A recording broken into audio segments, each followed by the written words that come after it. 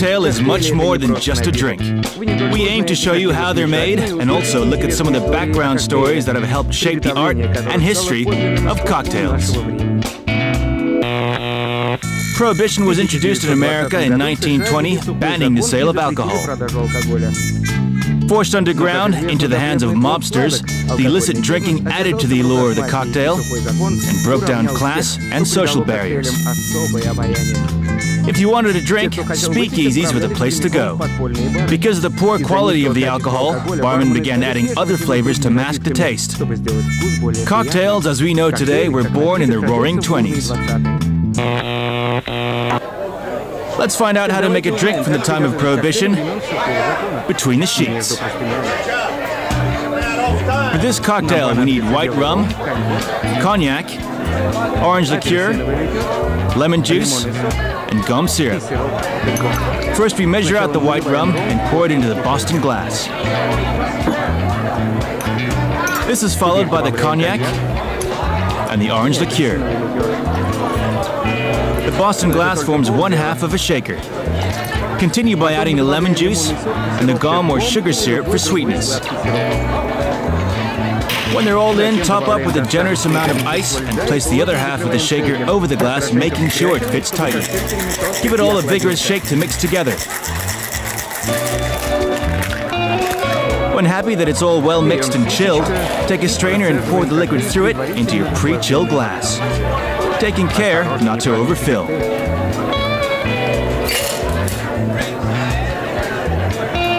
For the garnish, cut out a slice of orange zest and carefully remove any excess pith. Express the zest oil over the drink by squeezing through a flame, adding an extra citrusy tang. Drop the zest into the cocktail for a finishing touch. And there you go. That's Between the Sheets. Back in the early part of the 20th century, World War I raged across Europe. The soldiers' lot wasn't a happy one. Confined to the trenches across Belgium and France, for many, the only prospect of relief was a spell of rest and recuperation in La Belle Paris. Legend has it that when the war had ended, an eccentric captain returned to the French capital he'd come to know during the conflict, where he became a regular at Harry's New York bar in Paris. He would always arrive chauffeured by his manservant in a motorcycle sidecar. Because of his memorable arrivals, a drink was fondly named after his novel mode of transport. The drink was known simply as the sidecar. Let's go to our bar to find out how to make this vintage cocktail, the sidecar. For this cocktail, we need brandy, orange liqueur, and lemon juice. Old New York, as vibrant and busy then as it is today. At its core, Manhattan has always been a creative powerhouse, a melting pot of peoples, ideas, and tastes, a city that works hard and plays hard. So it's no surprise that Manhattan also has one of the oldest and most blue-blooded cocktails named after it, the perfect Manhattan.